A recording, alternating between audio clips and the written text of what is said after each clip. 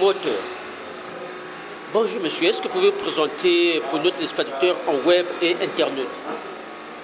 Bonjour messieurs les journalistes, je suis l'apôtre Grégoire Nganga, secrétaire ecclésiastique du Ngonza Machuanis. Aujourd'hui vous avez une grande cérémonie, est-ce qu'on peut connaître la quintessence de votre cérémonie de façon détaillée?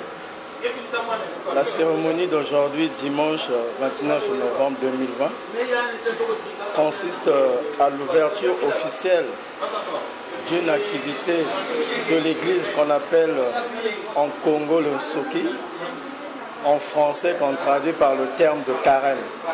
Donc aujourd'hui, l'église va entrer dans sa période de carême pendant 20 jours afin de prier davantage, afin d'assurer sa repentance et aussi afin de chanter et d'espérer que Dieu va faire grâce, surtout dans la lutte contre la pandémie qui aujourd'hui est en train d'infecter le monde, qu'on appelle la Covid-19. Et votre carême prendra combien de jours?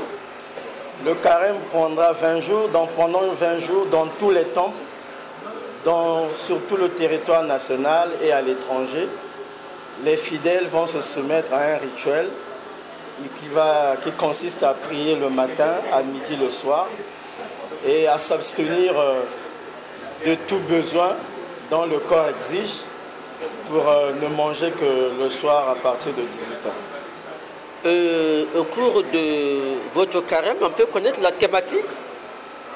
La thématique de cette année est fondée sur le pardon. Nous voulons que l'homme puisse continuer d'apprendre cette notion, le pardon, car en pardonnant aux autres, on s'ouvre au dialogue. Quand on n'a pas pardonné, on ne peut pas dialoguer avec l'autre et c'est difficile de construire un monde de paix. Donc c'est pourquoi nous voulons mettre en exergue le pardon, signe de paix, signe de dialogue, signe de stabilité, mais aussi signe de foi pour notre Église. De façon succincte, est-ce que vous pouvez nous parler de votre carême?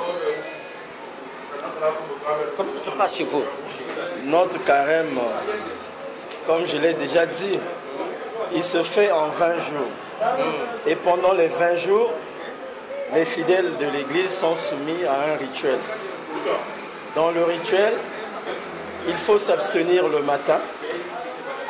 Il faut, pendant toute la journée, faire la repentance, faire des prières, des lamentations, afin que le soir, on puisse revenir à la table pour essayer de fortifier le corps.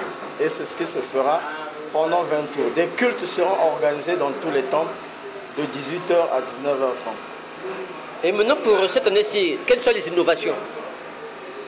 Les innovations, nous avons voulu mettre ça sur les numériques, travailler avec les nouvelles technologies de l'information, de la communication, afin de mieux faire passer le message. Et aussi pour ceux qui ne savent pas comment se pratique le Nsoki, c'est-à-dire le carême, au niveau du Ngonza Machuanis, puissent apprendre. Parce qu'aujourd'hui, nous avons la possibilité de nous ouvrir au monde et de communiquer dans le monde entier à partir des nouvelles technologies de l'information et de la communication. Dans votre introduction, vous avez parlé du coronavirus. Il y a quoi de particularité? Quel est le message que vous pouvez véhiculer? Dans la lutte contre le coronavirus, nous faisons de la sensibilisation comme moyen de prévention. Et comme nous le faisons avec la lutte contre le VIH-Sida, vous savez qu'aujourd'hui, le coronavirus vient s'ajouter parmi les pandémies qui frappent l'humanité, mais il y a aussi le VIH-Sida. Et de là aussi, nous lisons dans les textes sacrés de l'Église, nous trouvons des formules que nous enseignons aux fidèles afin qu'ils puissent mettre en pratique toutes les consignes qui sont données, notamment la distanciation sociale, le port du masque et le respect des barrières. Donc, nous informons dans les prédications, dans les séances de communication sociale, afin que l'Église ne soit pas le lieu où la pandémie va s'installer et faire des victimes. Votre dernier message? Le dernier message, c'est notre message toujours sur la repentance. Nous sollicitons et nous exhortons l'humanité tout entière d'aller vers la repentance afin que le dialogue puisse se faire, afin que la violence qui aujourd'hui est en train de prendre des dimensions assez élevées puisse s'estomper. Parce que par la repentance, chacun va reconnaître sa faute et à partir de sa reconnaissance de la faute, il peut dialoguer avec son ami, demander pardon et continuer à travailler ensemble pour le bienfait de l'humanité. Merci. C'est l'Église qui vous